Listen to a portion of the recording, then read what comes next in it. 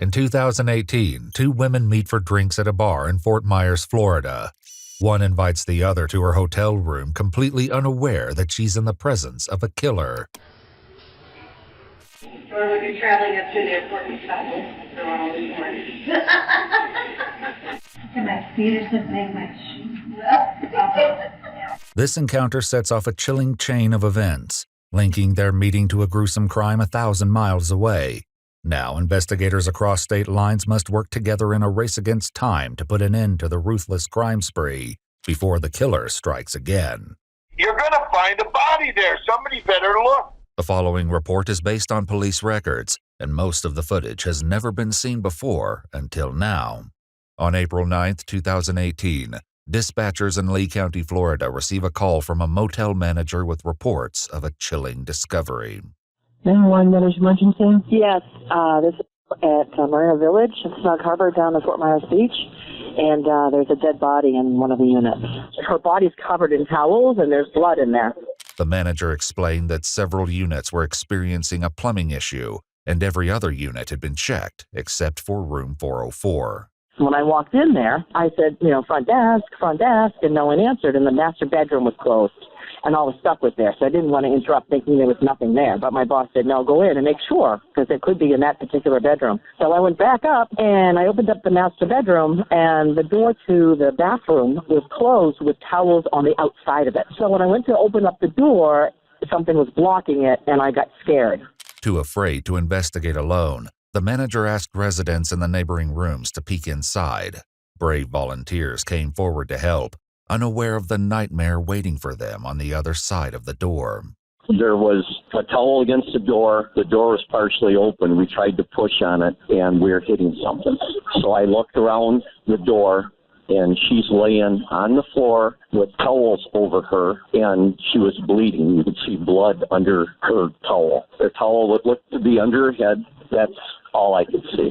Officers quickly arrived to find a woman lying on the bathroom floor with what appeared to be 2 gunshot wounds. A towel had been draped over her body, and the air conditioning was lowered to a frigid temperature of 61 degrees. The guest bedroom showed signs of use, and multiple wine bottles along with dishes piled in the sink indicated another guest may have been staying there. Whoever it may have been was nowhere to be found. Police discovered that room 404 was rented by 59-year-old Pamela Hutchinson, who was captured on surveillance checking into the Marina Village condominium 6 days ago on April 3rd. Barely made it by the bell. Pamela Hutchinson. How are you today? Good. You're right, the traffic was... Did your driver's license on a credit card? Pamela reaches into a small silver purse, which was later discovered in her motel room. However, her credit cards and identification were missing. More importantly, she checks into the motel alone, raising questions about who was in the room with her. Searching for answers, investigators continue reviewing the tapes, unaware of the unnerving mystery that's about to unfold. At 3:44 p.m., Pamela pulls into the parking lot of Marina Village in a white Acura with Florida license plates. Shortly after checking in, Pamela exits the elevator and heads to room 404 by herself. However, the following day, she's no longer alone.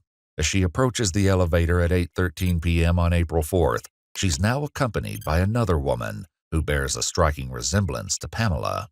They appear about the same age, height, and build. Hey, what did you stay out all night, Ann, and sleep all day because you don't have any fun? Yes. I actually slept all day. They're seen again the following day at 12:45 a.m. on April 5th, entering the elevator and once again heading toward the room. No,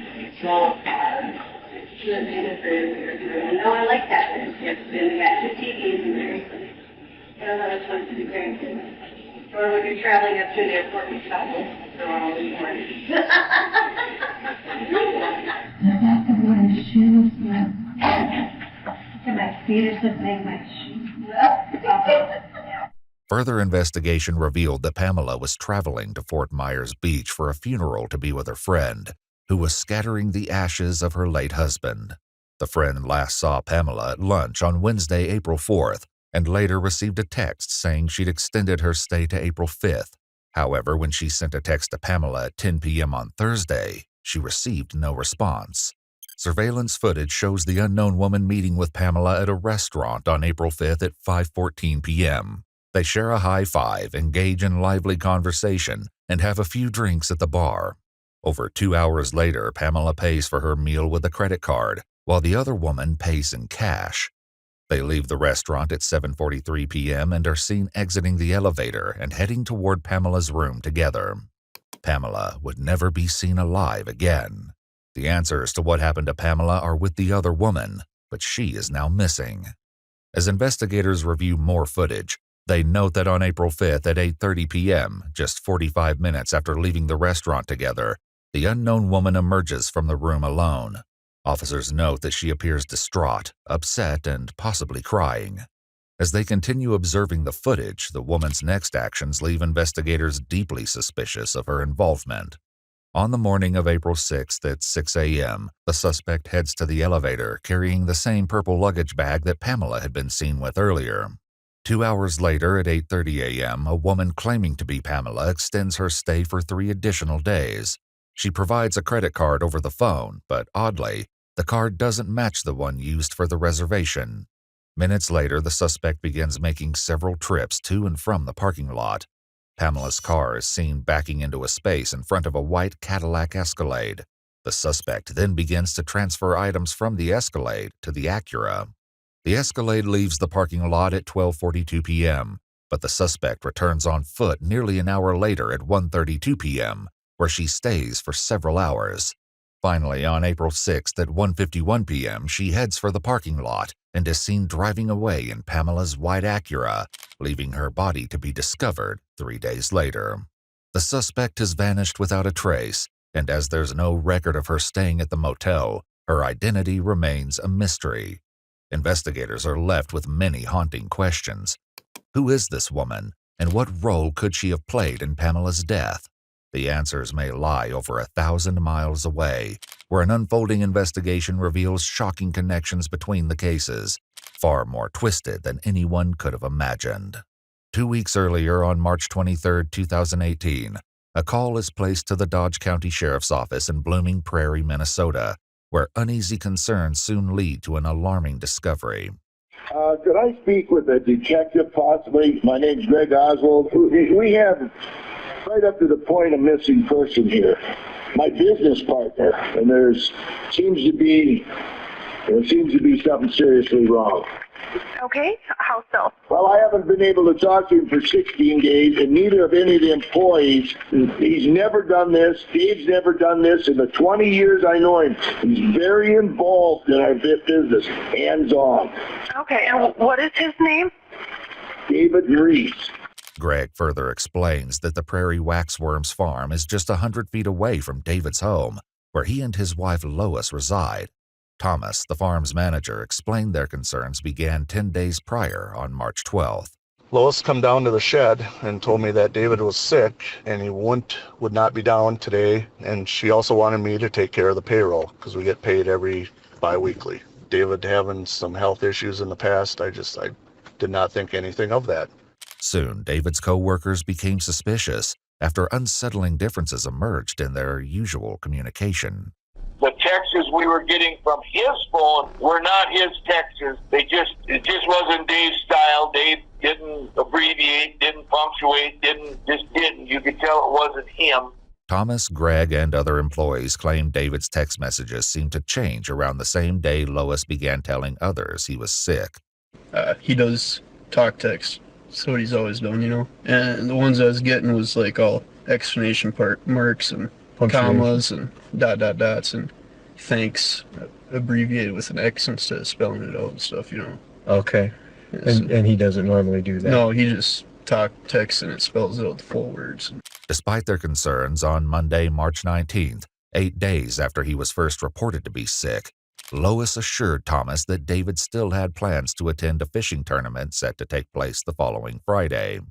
March 23rd, I watched the live weigh-in of the Cabela's Masters Walleye Circuit that David was supposed to be at, according to Lois. When they announced David's name, I did not see him, and I became very concerned. He then called Greg, David's business partner, who contacted local police to perform a welfare check on David. Deputy Hoffman from Dodge County Sheriff's Office arrived at the house on March 23rd at 6:49 p.m., but no one answered the door. Through the window, he noticed the television and gas fireplace were on. With nothing seeming out of the ordinary, the deputy left, unaware of the horrifying secret hidden inside the house. We were so frustrated sitting there talking to these people, because mental health people are going to go out and check, and that guy says, "You're going to find a body there. Somebody better look." Determined, Greg once again calls Bloomington Prairie Police. This time, officers Peterson and Peach returned to the house. One officer boosted the other, lifting him just high enough to peek through the bathroom window. Lying on the bathroom floor was the body of 54-year-old David Reese. Though investigators in Minnesota would have no way of knowing it, the chilling discovery of David's body would soon reveal haunting parallels to Pamela's death in Florida. David was discovered in an advanced state of decomposition, with a green-colored blanket laying over his body, in a similar manner to the towels draped over Pamela. He had multiple gunshot wounds to his torso. The window was left open, bringing the temperature in the room to a chilling low of around 30 degrees. The eerie similarities raise harrowing questions. Is this simply a coincidence, or the beginning of a brutal killing spree? With many questions for David's wife, Lois, Minnesota investigators begin looking for her, but she's nowhere to be found. In an effort to trace her movements, they review local business surveillance, starting from the last time the couple was seen together. On March 11th, David and Lois both enter their local general store. David walks out at 9:01 a.m. and would never be seen on surveillance footage again. The following day, Lois explains to Thomas that David has fallen ill and would begin using David's phone to text his co-workers. However, as Thomas explains, it was more than the unusual text messages that left him concerned that something was terribly wrong. We have a money bag in that's where my drive slips go and all our checks from our customers. Okay. I did my route on Friday, yesterday, and I noticed everything was missing out of there. All the checks out of the money bag. On Monday, March 12th, Lois enters Citizens State Bank, approaching the counter with a check from David's account, written to her in the amount of $1,000. The teller fails to notice that David's signature doesn't match the previous ones on record. Over the next several days, Lois would use David's credit card at several establishments, including a liquor store, Vandal's Family Market, and multiple times at the Woodfire Grill, a restaurant inside Diamond Joe's Casino in Northwood, Iowa, just across the Minnesota border. Meanwhile, Greg confronts Lois about the missing checks from Prairie Wax Worms. I sent her a text that I'd been informed there was checks missing out of the office, so I had to call the county sheriff, report stolen checks. And if you know anything, let me know. So she called me back in a couple hours and said, "Well, I got the checks. Dave sent me down to get them. They're up. I got them." At that point, I said, "Lois, I need to talk to Dave." There's nothing. And I said, "Lois, put Dave on the phone." And the last thing she says, "Dave, don't roll over," and then hung up. On March 16th, Lois would return to the Citizens State Bank with another check from David's account, written to herself for $2,500. The teller once again fails to notice the signature and gives her the funds in cash. As her shopping spree continued, Lois walked into a Fantastic Sam's hair salon in Austin, Minnesota on March 17th. Yep, she came in and she was going to be going out for St. Patrick's Day. She said that she was going to be going to Diamond Joe Casino, so she wanted her hair to look like Peggy Bundy and have it nice and big. 3 days later, on March 20th, Lois is once again spotted on camera at the general store, this time wearing the same hoodie that David was wearing on the last day he was seen alive. At this point, David hasn't been seen in 9 days. Over the next 2 days, Lois returns to the bank, depositing over $8,000 into David's account at the drive-thru, before transferring the money back into her account. I'm just in awe that they would take a check from one company to Prairie Wax Worms and let her cash them. But it looks like about $12,000 minimum, $14,000. Okay, so they were actually the company checks? Yep. Well, not Prairie Wax Worms. It was our customers' checks who had paid us, made payable to Prairie Wax Worms. Lois would hit the Diamond Joe Casino again on March 22nd, where her unusual behavior caught the attention of a casino regular. Just kept acting like she was real suspicious on who people were and what was going on, you know? Like she wasn't quite sure of her surroundings, who she could trust and who she couldn't. Okay, so paranoid basically? Yeah, kinda. Finally, on March 23rd, when David fails to appear on the fishing tournament's live stream, Lois steps into the Citizen State Bank for a final time. She presents a $7,500 check from David's account, writing spring trip in the memo. After the teller delivers the cash, Lois takes David's white Cadillac Escalade and vanishes. It would later be discovered abandoned on Fort Myers Beach in Florida. As a detective, you got any inkling if she's in an area? Do you think she's just... God damn it, I don't know how you get away. No, nothing so far. I just don't know. Detectives in Minnesota and Florida have yet to realize the shocking connections between the murders of Pamela Hutchinson and David Reese. But a lucky break will soon drive the two separate investigations toward a fateful collision. 3 days before Pamela's murder, Lee County Sheriff's Office in Florida had received a concerning 911 call. Hi, there's an ATV out for a Lois Reese from Blooming Prairie, Minnesota in Steele County. She just got out of her car at my Florida house. I also live in Blooming Prairie, so I know about the whole thing. She's in a white 05 Escalade. Okay, and if you do some research, it's Steele County, Minnesota, that's trying to find her. Okay, so she has a warrant, is that what you're saying? Yes, for the possible murder of her husband and for sure for embezzling charges. Earlier the same day, the 911 caller, Tessa's daughter in Blooming Prairie, received a call from a woman named Stormy Liberty, who claimed to be Tessa's friend and asked for her address. Stormy Liberty was later identified as an alias that Lois used when opening a cell phone account. She was gone by the time police arrived, and just 3 days later, Pamela's life came to a tragic end. Now, after Pamela's death, as one deputy reviews the security footage from the Marina Village Motel, he recognizes the woman with Pamela as Lois Reese, based on Tessa's 911 call from 3 days ago.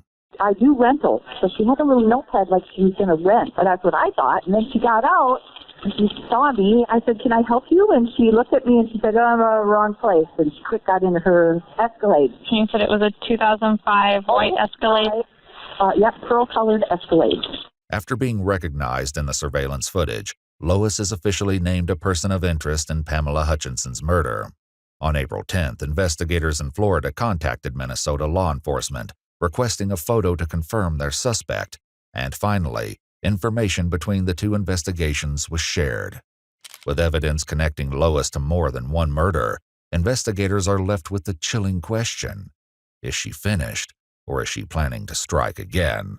While following her trail, those who knew her begin to share a troubling history with investigators, one that hints at a possible motive for her ruthless actions. My grandpa passed away and she got her inheritance, and she was so unbelievably bored out there at that house. And the only time she was happy is when she'd have the grandkids out there, and she had them a lot. Okay. My kids and my brother's kids were there a lot. If she wasn't at, with us, like her kids or her grandkids, she was probably at the casino. And I had told my dad and I told her that I was getting concerned with how much she was going there. And she's like, Bria, it's just something for me to do. It's fun, but I don't have a problem. She blew through hundreds of thousands of dollars there. I had no idea it was that bad. With Pamela's credit cards missing, investigators begin to trace where they may have been used. On April 6th, a woman claiming to be Pamela Hutchinson entered a Wells Fargo and withdrew $5,000, as seen in still images provided by the bank. The distinctive white hat, sunglasses, and blue shirt are the same clothes she was wearing in the surveillance footage at Marina Village. So, does she have a gambling problem, or? Oh, absolutely. So $400,000 worth 2 years ago. How much? $400 stolen out of a trust that belonged to her dad and brothers and sisters that she was managing. Did you say $400,000? Yes, sir. As investigators continue to follow Lois's trail, receipts show that she withdrew $1,500 from an ATM on April 7th. one day after leaving Marina Village in Pamela's stolen car. How did he make it so she couldn't have any money, do you know? Well, I think the last go-around, you got to read between the lines with me. This is just conversation with Dave and I. I know all credit cards were taken away. I know she had no bank account. She wasn't a signature on any of his accounts. Investigators also discovered that Lois had recently checked into the Hilton Hotel in Ocala, Florida for a day, using Pamela's credit cards and forging her signature on the room service receipts. When all the money stuff came up after he realized, that she has a bad gambling problem and she went through all that money, she was put on lockdown, she couldn't have access to any money. And I told her many times, I understand why my dad was doing that. I get that. But I just told her that she should just, come live with me or my brother, because it wasn't a good situation to be in for either one of them. Brianna further explains that the financial issues Lois faced as a result of her gambling problem led to an attempt to take her own life 2 years prior. My dad found out about something, probably money related, I'm guessing, and he was yelling at her, and he said a bunch of awful things to her, and then he left to go to the bank, and she said that she just felt she just didn't want to deal with it anymore. Sure. As Brianna continues to explain Lois's financial troubles, she recalls a recent situation involving her disabled sister, Kim, that landed her in legal trouble. My mom actually took care of my aunt for 2 or 3 years. She lived with her, and was really, really, really awesome, and did everything by the book that she was supposed to. And when she got into gambling, I think she took some money from my aunt Kim. Okay. They were going back and forth. My mom skipped the court thing. Her lawyer was gonna settle for $30,000, but then my mom, her behavior, she just doesn't address anything. She just pretends like it doesn't happen, so she didn't go to court. And because she didn't, they put a full judgment, so $100,000 is, I think, that they're trying to get from them. Yeah. Though Lois's alleged gambling history provides valuable insight for the detectives, they still have yet to establish her current whereabouts or the driving factor behind this horrific crime spree. With Lois's location and her motives still unclear, the fear that she may be armed, dangerous, and hunting for a new victim fuels their efforts as they continue following her trail. On April 8th, one day before Pamela's body was discovered, Lois attempted to use Pamela's credit card at an ATM in DeQuincy, Louisiana, but the transaction was declined. Investigators learned that Lois then traveled to another casino in Louisiana and won a $1,500 jackpot. As the interviews continue, one investigator brings up a possible concern that may make finding Lois an even more challenging endeavor. I was just wondering if she was could make it to where she looked something different with makeup beyond the hair color, that she had some kind of a talent of, what do you call the people out? Oh, makeup artist? Makeup artist, yes. But I don't think that, but I think that she was skilled enough with makeup that she could make herself look a little different. But I would say with a gambling problem, and now she's got time on her hands, she'll be at a casino. However, Lois's son Billy has a far more grim expectation for how this fugitive search may end. Based off her past actions, I'd say, finding her alive probably isn't very good, as sick as that sounds. Right. She's obviously tried to do it before. I think this is a little bit more serious than that was, spending money. Right. You think she has any means of doing that, or? Of hurting herself? Yeah, if she killed my dad. At 11:16 p.m. on April 8th, Pamela's stolen Acura is seen traveling westbound on Interstate 10 in Lafayette, Louisiana, and once more on a license plate reader in Texas before the trail goes cold. With Lois continuing to cross state lines, a U.S. Marshals task force takes over the investigation and issues a BOLO for Lois Reese. She's now wanted for 2 murders, grand theft auto, financial theft, and identity theft. As the case gains national attention through widespread media coverage, she earns the nickname Killer Grandma.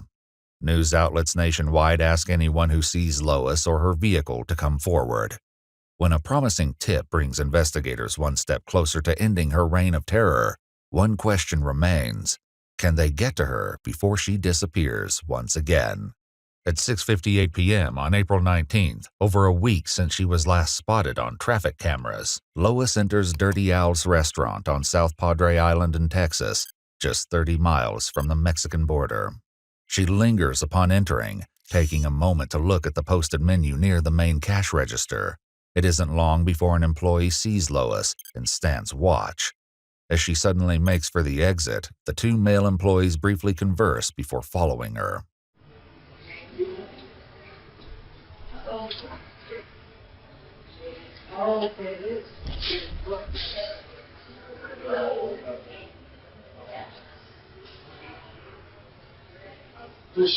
That's the Florida license plate. Well, she was driving a Florida license plate. Where? Right here, that white car. That couldn't hurt. The man takes down her license plate and local authorities are contacted. Police arrive at 7:50 p.m., nearly an hour after she left the building. It seems as though she slipped away once more. It's a devastating blow to their search, but in a shocking twist of events, while officers wait for someone who can show them the surveillance footage, they begin to search the conjoined parking lot and spot the stolen car at the restaurant next door. They enter the restaurant and find Lois sitting at the bar, talking with an unknown male, but wait for backup before moving in for the arrest. At 8:25 p.m. on April 19th, multiple officers move in and finally make an arrest, unaware of just how close Lois may have come to claiming a third victim. With Lois now in custody, one chilling question remains unanswered. What drove Lois to commit not one, but two brutal acts of murder? Lois, what's your last name? Yeah. I'll come out. Right now you're going to be detained.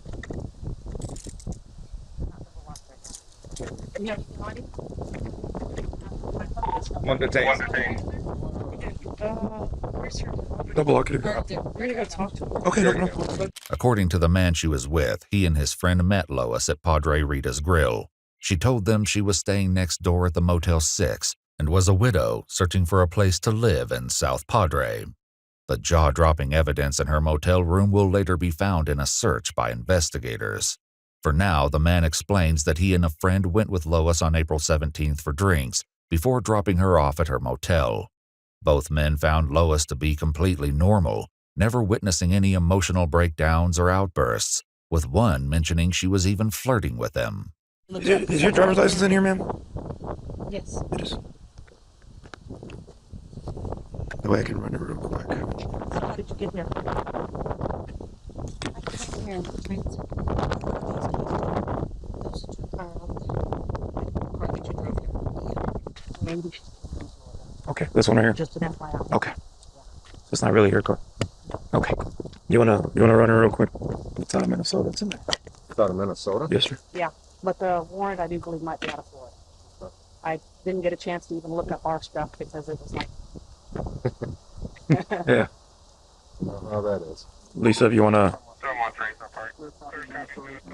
I'll get my cuffs back when we get over there. Just go ahead and grab your unit and follow him to the station. When news of her arrest broke, a woman came forward with a harrowing story. She told investigators that while eating alone at a restaurant on the island, she befriended a woman who identified herself as LaDonna, who was recently widowed and spending time away from her family to grieve. They met again for drinks on April 15th. The woman allowed LaDonna to come home with her, letting her stay in her guest bedroom. They had plans to meet again on Friday, April 20th, just one day after her arrest, where she learned LaDonna was Lois Reese. When investigators from Minnesota and Florida learn of her arrest, they fly to Texas to meet with Lois for an interrogation. However, Lois invokes Miranda rights and asks for a lawyer. Eventually, Lois will break her silence and recount the shocking details of her final moments with David and her motives for pulling the trigger. For now, Lois raises an unusual concern. The process for getting you out of here takes a little bit of time, and you got to get transported back to Florida. So I imagine in a couple weeks, we'll see you back in the Lee County Jail, and then from there you'll be eventually going back to Minnesota to deal with the charges up there. Okay. Do you have any questions of us right now? Will they put me in a room that has a bed? I'm sorry? Will they put me in a room that has a cot or something? When you come to Florida? For 2 weeks, Oh, here? I'll sit on that bench? No, I believe you're going to be transferred to a sheriff's office in the area. Okay. You'll have to see a judge, I think, for extradition purposes in the morning, a magistrate. And then from there, you'll be going to a sheriff's office where they'll house you until we come pick you up. And they'll be able to answer some of those questions that you have about the bed.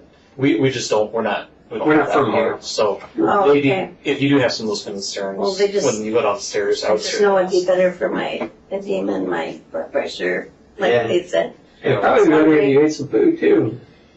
Yeah, but it'd be worse if I had to go to the hospital and have an attack. It'd be worse. Oh, for sure. All right, that's why we're getting you crackers right now. That's fine. One final question from Lois leads to a shocking revelation as she learns the truth of just how far her notoriety has spread. I guess one question I have is, do my kids know I'm alive and I'm here? Yes. I don't know if you know this or not, but your whole story has been national news. Okay. It broke last night. It broke last night that you were arrested in South Padre Island, that you're alive and well, and that you were found by the U.S. Marshals and the local police department here. So, Okay, so they know. I don't personally know that they know, but I can tell you that every local news media outlet nationwide has picked up the story. Okay. Before searching Lois's motel room, investigators spoke with an employee of Motel 6. She says Lois claimed to be a victim of domestic violence, hiding from her husband, who was a cop. When she next saw her, she appeared to be completely different, even dressing more provocatively. During one conversation, she heard Lois say, "I need a sugar daddy," before asking about another customer seen driving an expensive vehicle, raising unsettling questions about her future plans. A search of her motel room uncovered a mountain of evidence. Among the discoveries is a white towel wrapped around a pair of sunglasses, previously seen to be worn by Pamela. Lois's distinctive white hat, earlier seen to be worn as she withdrew $5,000 using Pamela's identity, is located on a pile of clothing. They also locate credit cards and checkbooks belonging to both David and Pamela, along with Pamela's luggage. A road atlas is found, and tucked within its pages is a brochure for a casino in Eagle Pass, Texas. They also uncover Pamela's driver's license, and finally, 2 loaded firearms. With a mountain of evidence against her, Lois is extradited to Florida and held without bond to face charges for the murder of 59-year-old Pamela Hutchinson. To avoid the death penalty, Lois pleaded guilty on December 17, 2019 to 1 count of first-degree murder, grand theft of a motor vehicle, grand theft of property, and criminal identity theft. She later returned to Minnesota to face charges for the murder of 54-year-old David Reese. At a hearing on August 11, 2020, in the auditorium of a Minnesota high school, after delays due to coronavirus, she pleaded guilty to first-degree murder and shared with the judge her version of what happened on the fateful night of March 5, 2018. According to Lois, she and David had a heated argument following their grandson's basketball game. She claims David handed her a loaded firearm, encouraged her to turn it on herself and take her own life, saying, "Maybe you will get it right this time." In her own words, she explains, "He was right in front of me, and I looked right at his heart and I pulled the trigger." However, this is based solely on Lois's account, and David will never have the opportunity to confirm or deny her claim. As for Pamela, Lois never provides a reason for taking her life. For both murders, Lois Reese was sentenced to life in prison without the possibility of parole. She's currently serving both life sentences concurrently at the Shakopee Correctional Facility in Minnesota.